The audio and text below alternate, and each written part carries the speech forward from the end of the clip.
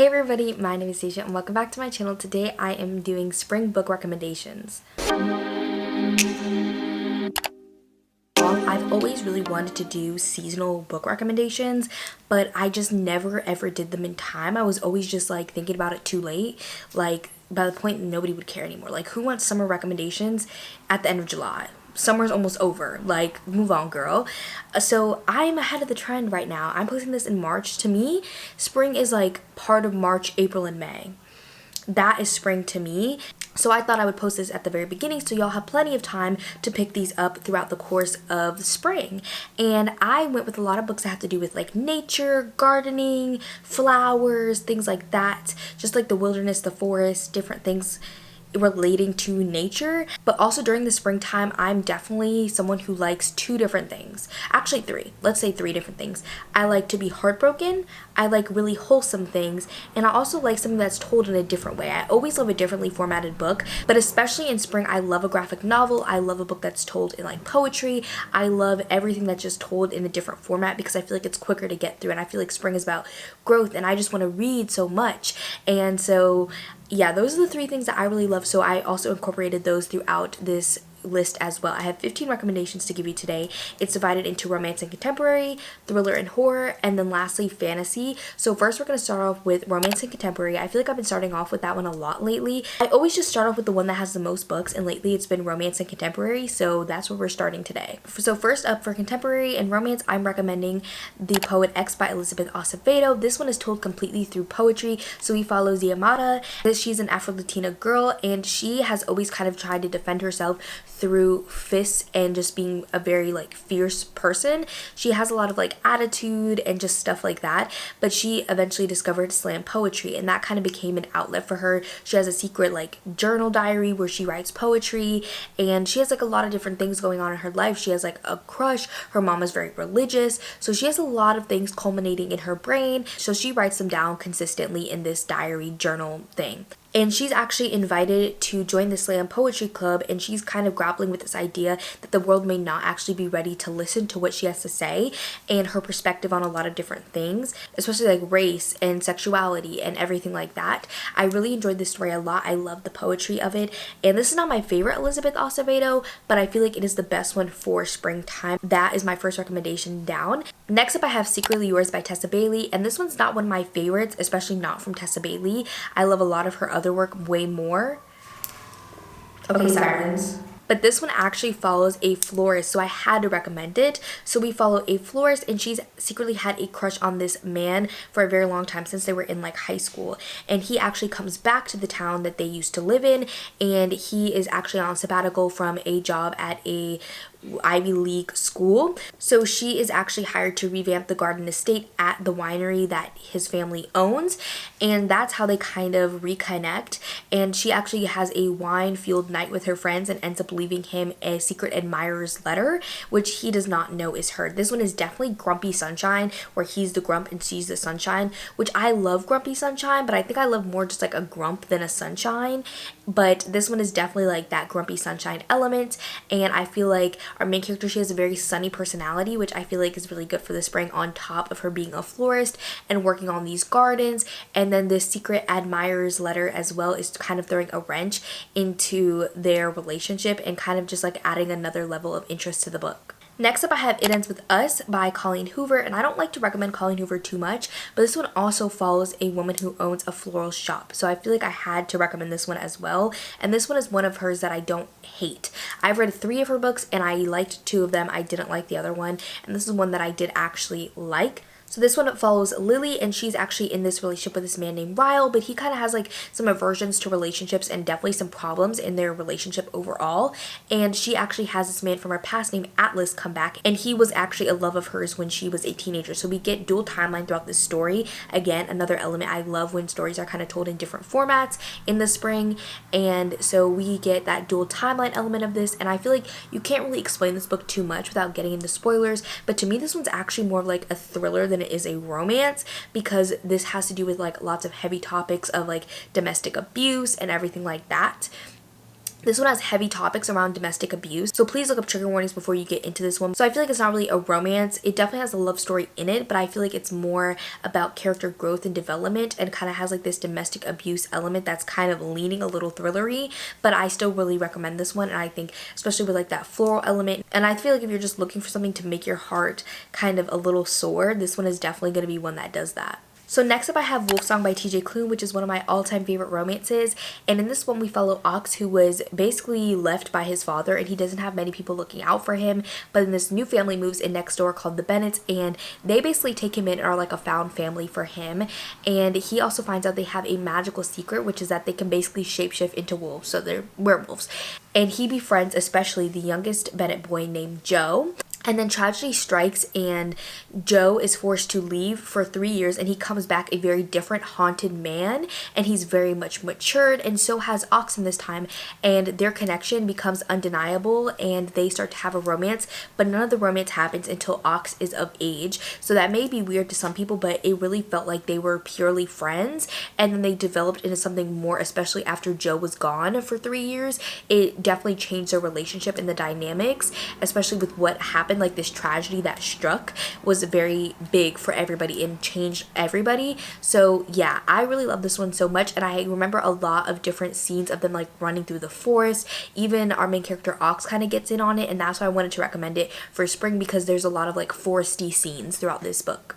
Next up is a graphic novel, and that is Lore Olympus. This one is a modern Hades and Persephone retelling, and this one has the Greek gods as like these very like lavish rich celebrities, and they have like a lot of parties.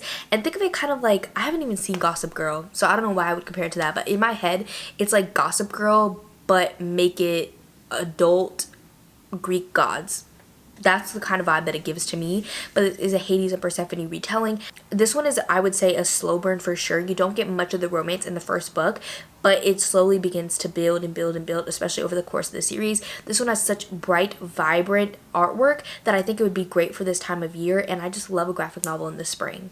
The 7 Year Slip by Ashley Poston is one that I also want to recommend. This is another one of my favorite romances of all time, and this one follows Clementine, and she experienced the worst day of her life because her aunt actually committed suicide, and she inherits her late aunt's apartment. And when she walks in, she discovers this random man that she has never met before, and she's like, this kind of weird, but he actually has a note from her aunt saying that he could stay there. And she's really confused because her aunt is passed away, so she's kind of confused on how he's there and where he got this note. But slowly she starts to kind of get more intrigued by him and figures out that he's actually 7 years in the past and that they live in different timelines.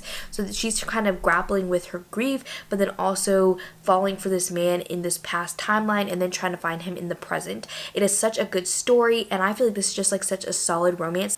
I feel like this story is one that has a lot of heart in it and a lot of growth throughout both the characters, and seeing them grow as individuals but then grow as a couple and as a unit.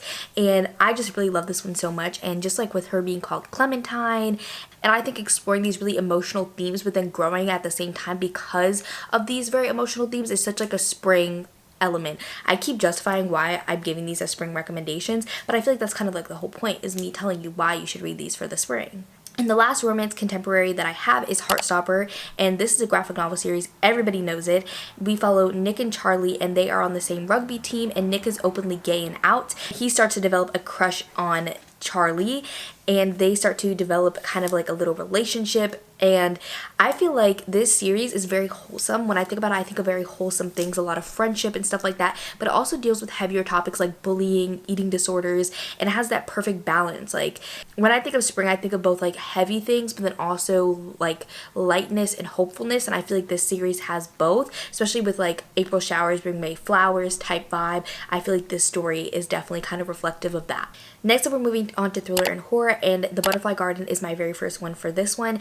And if you can't tell, it has butterfly and garden right in the title, so it's very springy just as it is. And this is an actual garden, but this man called the gardener who runs the garden also kidnaps women and tattoos them like butterflies and basically holds them hostage until he no longer wants them, and then he kills them and like puts their bodies on display with their tattoos, and like these are his butterflies.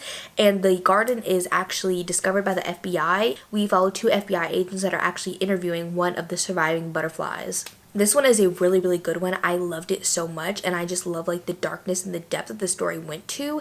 And I feel like this one is definitely like a thriller that's perfect for spring, but still has that darkness element that I really enjoy in my thrillers.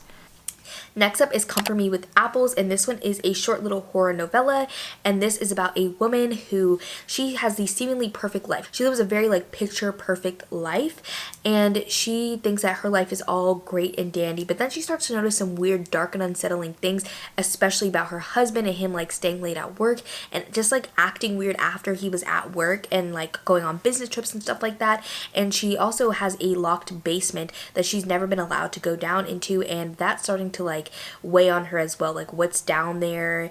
And this is a retelling of another story, and I feel like it's kind of obvious once you get it, and this one is very springy. I can't really tell you how, but it being a retelling of what it is makes it very, very springy to me. And it has like Comfort Me with Apples, like it has to do with apples, trees, that kind of thing, so it's very springy. A History of Wild Places is up next, and this one is one that is really a good time, I would say.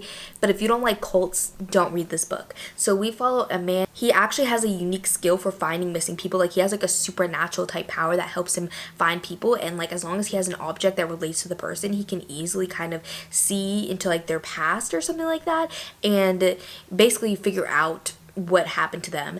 And so he is tasked with finding this author that went missing. He kind of discovers that she might have been not taken, but is now a part of this commune, and he ends up disappearing as well. And then one of the people of the commune actually come across his truck years later, and starts to discover secrets about the commune itself and this community. This one has kind of like fairy tale vibes. It has to do a lot in like the wilderness. This commune is very like heavily reliant on the wilderness, and so this one definitely has like those springy vibes, but it kind of brings something different to the table because it is more of like a culty book. I know there were kind of mixed thoughts on it when it first came out, but I really love it. Next up, I have Follow Me to Ground, and this one is one that I absolutely love and I don't talk enough about on my channel. This one follows a woman, and her father actually had these kind of supernatural abilities where they're able to cure people, and they call them the Cures. They're basically locals, and the locals don't really like them. They're kind of like, you're kind of weird, you're kind of strange, why do you have these abilities and like unconventional methods that help to heal people? But they obviously go to them a lot because they get sick. So one day, our main character ends up crossing paths with this guy who's one of the locals and starts to fall for him, which kind of upheaves her and her father's entire life. But the reason that I put this one into spring is because a lot of their unconventional methods have to do with like the garden and burying people in the dirt, and just like, I feel like this one definitely has like a lot of like healing vibes, a lot of growth vibes, and I feel like it's perfect for this time of year. And then lastly, for the horror thriller category, I have They Were Here Before Us by Eric LaRocca, and honestly, you really can't tell people much about this book. It's called A Novella in Pieces.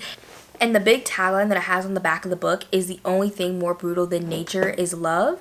And I feel like that perfectly describes and encapsulates this book, but it has a lot to do with nature. We get perspectives of different birds and insects and just different things in nature, and how nature is so brutal and how it mixes with love. And I found it really, really interesting, especially like those naturey elements. I've never really read that, or I have, but I haven't read many books that are taking place from the perspective of non-humans, especially like birds and animals, not just like a werewolf or a vampire. I'm talking like non-humanoid creatures, and I feel like this one did such a great job with those perspectives. Next up is fantasy, and the first one for this one is Sorrowland, and in this one we follow Vern, and she's actually escaping from like basically a cult, I would say. I mean, it's not really a cult, but like I don't know what else to describe it as without spoiling y'all. But basically, she's 7 months pregnant, and she flees from like this culty place that she's trapped at to go give birth to twins in the forest. And then her body starts to undergo this metamorphosis where her body is just changing, and that's the best way to describe it, is like a metamorphosis of her body. But even in the woods, she's being hunted, so she is forced to make a lot of really tough decisions. She's forced to protect her family and do a lot of things that the typical average person wouldn't have to do, but she's forced to make these decisions. And at some point, she actually has to leave the woods to try and do the best to protect her family. But this does take place a lot in the woods, and her body undergoes this metamorphosis that kind of has to do with like the earth and growth and stuff like that. So I feel like this one definitely captures kind of like those springy growing vibes.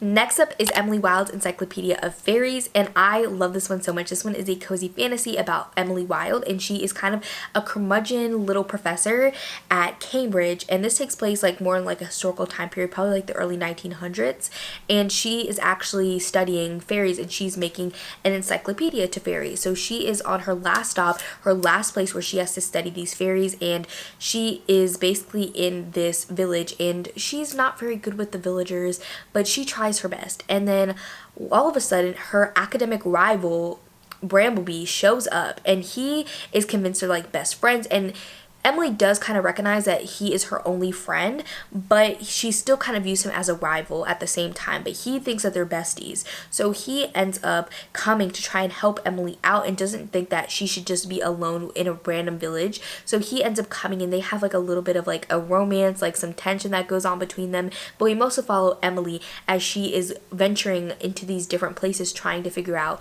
information about these fairies. And obviously she's trekking through the forest and like just trying to figure out where fairies are, and I feel like that is definitely very springy, and like kind of like the fairy tale aspect of this one kind of comes through as well. And then the last one that I have is Garlic and the Vampire, and this is the first book in actually a middle grade graphic novel series, and I love this one so much. We follow Garlic, and Garlic is actually literally just like a bowl of garlic that was created by this witch to help her garden. So she actually has a lot of different vegetables and fruit people that she's made that help her garden. So this has very heavy gardening kind of vibes, but nearby this castle starts to emit smoke. So they're like, oh no, who moved in there? It must be a vampire, because it was like an old abandoned castle. So of course, because Garlic is Garlic, they send Garlic to go figure out what's going on and send this vampire away if there is one. She's very scared and very terrified, but the vampire actually turns out to not be as bad as everybody thought they were.